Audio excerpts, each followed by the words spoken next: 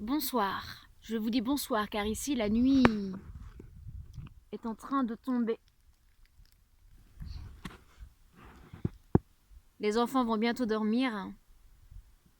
On va pouvoir raconter des histoires qui ne sont pas pour les oreilles des enfants, mais pour les oreilles des grandes personnes. L'histoire que je vous raconte, elle se passe dans un petit village en bord de mer. Oh, un petit village comme tous les petits villages. Dans ces petits villages, il y a des gens qui s'aiment et des gens qui ne s'aiment pas. Il y a des hommes et des femmes qui s'aiment et des hommes et des femmes qui ne s'aiment pas, qui ne savent pas s'aimer. Une nuit, une femme est emmenée tout en haut de la falaise. On a entendu un cri. Plus personne n'a jamais entendu parler d'elle. Dans le village, on n'osait pas prononcer son nom, encore moins son prénom. Son corps est venu s'écraser tout au fond de l'eau. Là, sur le sable, il s'est lentement posé. Avec le temps, les petites crevettes, les petits crabes sont venus grignoter sa chair. Bientôt, il ne resta qu'un tas d'os. Cette femme était devenue un tas d'os. À cet endroit-là, au pied de la falaise, les pêcheurs aimaient venir y pêcher. Car celui qui osait braver le danger pouvait y pêcher des poissons dorés, des poissons argentés, et devenir riche.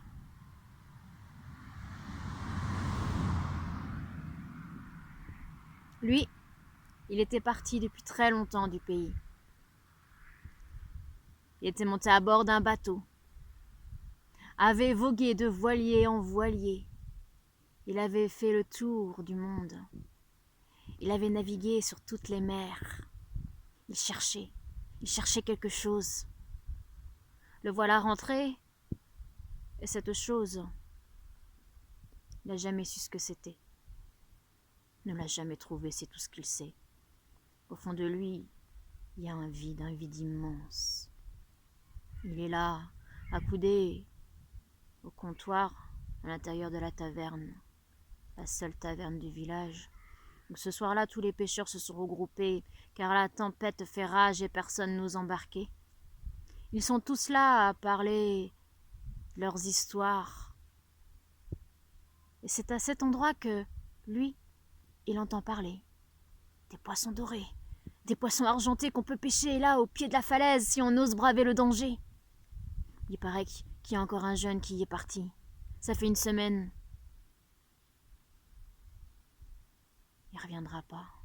Tout le monde le sait. Une semaine, c'est beaucoup trop long. Il a dû rentrer le soir. On trinque à sa santé. Lui, ça lui donne une idée. Et s'il allait chercher tous ces poissons dorés, tous ces poissons argentés? Alors dans la nuit noire, il se glisse, va jusqu'au quai. Il voit une plate en bois avec un filet à l'intérieur. Il saute dedans, détache le bateau et le voilà qu'il vogue sur l'eau. Il va au pied de la falaise, jette le filet, remonte le filet, il le hisse. À un moment, le filet se bloque. C'est lourd. Poisson, il se dit, les poissons sont là. Il crie plus fort que les vagues. Il tire un grand coup, tombe en arrière, le filet bascule sur lui. Il se cogne la tête. Quand il reprend ses esprits, il regarde. En face de lui, là, de l'autre côté, il voit le filet, mais surtout, il voit un crâne qui le regarde avec des yeux noirs. Orbite vide dans la nuit, fixé sur lui. Il crie. Et pourtant, il en a vu. Mais là, il crie de peur. Puis il reprend ses esprits. Malgré le bateau qui tangue, il se rapproche du filet, il voit tous les os à l'intérieur, il reconnaît une hanche. Le voilà qui reprend les rames, glisse sur l'eau. De toutes ses forces, il pousse ainsi le bateau, qui arrive au quai, il attache le bateau, prend le filet et tous ses os dans ses bras, rentre chez lui. Il jette le filet dans un coin, près de la cheminée. Le temps va passer, plusieurs jours vont s'écouler. Chaque fois qu'il voit tous ces os, il maugrait. Jusqu'au jour où il va s'approcher encore. Il va les regarder, les extirper du filet un à un, reconstituer tout un squelette. Le squelette, avec du calfa, ce qu'on utilise pour réparer les bateaux, il le solidifie, colle les os les uns aux autres. Le squelette ne fait plus qu'un, il peut même le mettre debout, danser avec lui, dans la folie de la nuit près de la cheminée. Ce soir-là, il a assis le squelette contre le mur. Il s'est assis à côté de lui. Il regarde. Il regarde.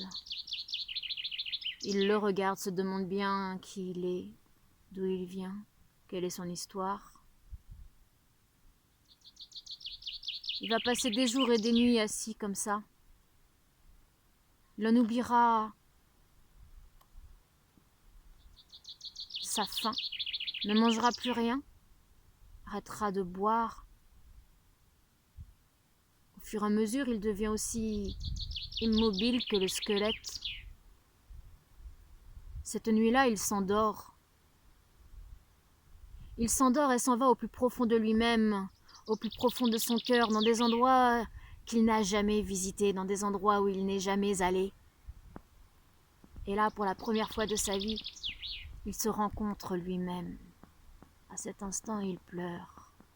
Lui qui n'avait jamais pleuré, des larmes coulent de ses yeux fermés qui dorment. Un torrent de larmes coule. À cet instant, il y avait une petite souris qui était à l'intérieur, pas loin de la cheminée, qui a tout vu. Elle a vu l'homme endormi en train de pleurer et le squelette à côté de lui se tourner vers l'homme endormi, se pencher. Il a vu la main du squelette venir se poser sur le cœur de l'homme. Il a vu les larmes de l'homme rouler sur le squelette. Il a vu le squelette, la petite souris a vu le squelette reprendre chair. Puis une peau se former sur la chair. Il a vu des cheveux d'or pousser, un ventre rond se former, des hanches, des seins. Une femme est née. À cet instant, une femme est née. La petite souris a vu la femme. Yeux dorés, cheveux dorés, larmes d'argent, pleurait à son tour, et venir poser sa tête contre le cœur de l'homme. La petite souris a attendu un instant, et puis elle est partie. La femme, elle, a entendu le tout petit battement de cœur de l'homme. Alors elle a posé ses mains, a pressé le cœur, et sur ses mains, à elle, a posé sa bouche. Elle a soufflé, soufflé, soufflé sur ses mains, qui ont pressé le cœur de l'homme. Le cœur de l'homme s'est à nouveau gonflé, gonflé d'amour. L'homme s'est réveillé. Il a vu cette femme. Elle s'est levée. Il s'est levé à son tour. Se sont regardés. L'un et l'autre avaient fait un grand voyage. Ils se sont pris les mains. À la lumière des flammes qui vacillent, ils ont dansé au rythme de la musique de leur cœur. L'un et l'autre se connaissaient, l'un et l'autre se reconnaissaient, L'un avait trouvé une âme pour son corps, et l'autre avait retrouvé son corps pour son âme.